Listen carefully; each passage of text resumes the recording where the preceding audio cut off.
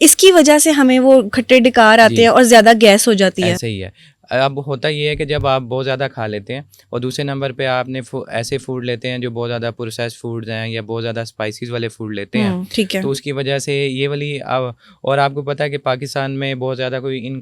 चीज़ों की क्वालिटी भी अच्छी नहीं है। तो ये जो चीज़ें हैं ये एज़ गैस्ट्रिक इरिटेंट काम करती हैं, मतलब हमारा जो स्टमक है उसकी जो मिकोज़ा है उसकी इरिटेशन कॉज़ करती हैं, जिसकी वजह से स्टमक के सिम्पटम्स आते हैं। जैसे पेशेंट को ये महसूस होता है कि उसको पेट में दर्द या जलन हो रही है, या उसको जो है ना वो सम टाइम जो ऐसा ऐसा महसूस होता है कि उसको बहुत ज़्यादा दर्द महसूस हो रहा है, या बाज़ का कुछ मरीज़ों के अंदर जो बहुत ज़्यादा ओवर ईटिंग करते हैं या बहुत ज़्यादा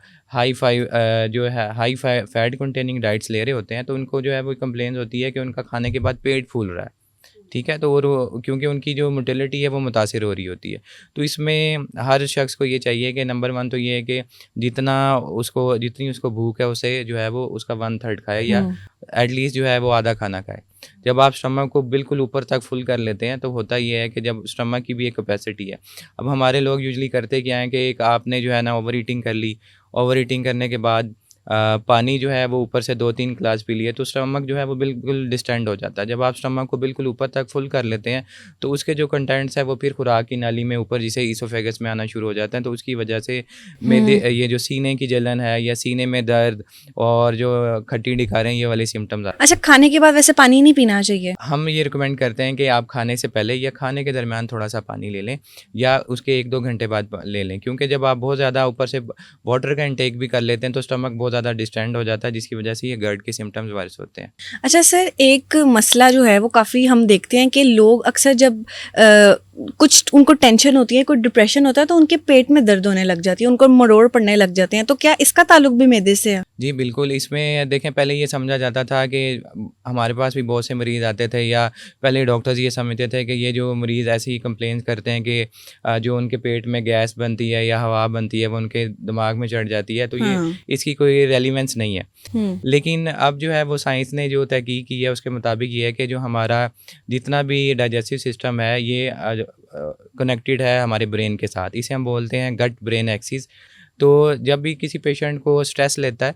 या पेशेंट को कोई एंग्जाइटी है या उसकी स्लीप डिस्टर्बेंसेस चल रही हैं, तो उसकी वजह से स्ट्रेस लेने की वजह से जो है हमारी गट की मोटिलिटी मुतासर होती है। बहुत से पेशेंट्स के अंदर जो है वो डिस्पेप्सिया के, अगर हम 100 लोगों की बात करें तो उसमें से 80 लोग हमारे पास ऐसे ही होते हैं जिनको फंक्शनल डिसऑर्डर होते हैं। फंक्शनल डिसऑर्डर से मुराद ये होता है कि उसको मैदे या आंतों का ऐसा कोई मसला नहीं है, लेकिन वो स्ट्रेस लेने की वजह से या तो उसकी मैदे में तेज़ाबियत ज़्यादा हो रही है जिसे हम हाइपर एसिडिटी कहते हैं, या बहुत से लोगों में जैसे हमारे इवन जो डॉक्टर्स हैं जब वो मेडिकल एग्ज़ाम्स दे रहे होते हैं या CSS के लोग एग्ज़ाम दे रहे होते हैं, तो स्ट्रेस के दौरान आपकी गट की मोटिलिटी या कम हो जाती है या ज़्यादा हो जाती है। तो उसे जो है हम इन सिम्टम्स को जो है हम IBS का नाम देते हैं। तो IBS जो है बेसिकली इरिटेबल बाउल सिंड्रोम है और ये एक फंक्शनल डिसऑर्डर है। फंक्शनल डिसऑर्डर का जैसे मैंने आपको पहले बताया कि बेसिकली गट में ऐसा कोई इशू नहीं है, लेकिन जब आप स्ट्रेस ज़्यादा ले रहे हैं तो ऐसे न्यूरोट्रांसमीटर्स रिलीज़ होते हैं जो गट की मोटिलिटी को मुतासिर करते हैं। तो क्रैम्प्स होना, बार बार जो है वो आपको लूज टूल्स होना, या कुछ लोगों में कॉन्स्टिपेशन, IBS जो है वो दोनों तरह से प्रेजेंट कर सकता है। तो सर इसका इलाज क्या है, क्योंकि ये कोई बीमारी तो नहीं है? देखें ये फंक्शनल डिसऑर्डर है तो इसमें जो पेशेंट का स्ट्रेस या एंग्जाइटी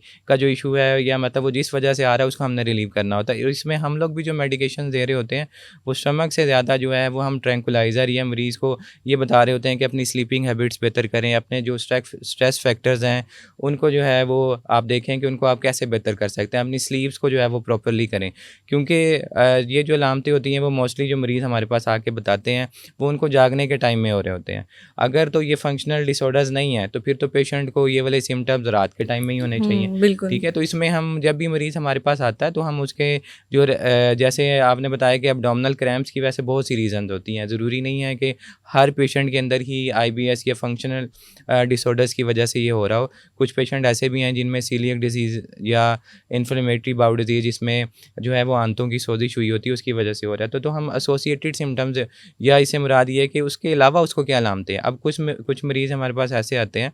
जिनमें वज़न कम हो रहा है, या खुदा न खास्ता उनको जो है वो ब्लड आ रहा है स्टूल के साथ, या खुदा न खास्ता खून की उल्टियाँ आ रही हैं, तो ये फंक्शनल डिसऑर्डर्स नहीं है। अगर आपकी और दूसरे कुछ ऐसे लोग होते हैं जिनका डाइजेस्टिव सिस्टम काम ही नहीं कर रहा होता, मतलब वो जैसे ही खाना खाते हैं वो ऐसे ही अनडाइजेस्टेड फूड जो है वो उनके स्टूल में आ जाता है। तो इसका मतलब ये है कि उनकी जो आंतें हैं वो फूड को डाइजेस्ट ही नहीं कर रही। तो इसमें हमें ऑर्गेनिक कॉजेज़ को फिर हमें देखना पड़ता है कि और क्या रीज़न्स हो सकती हैं।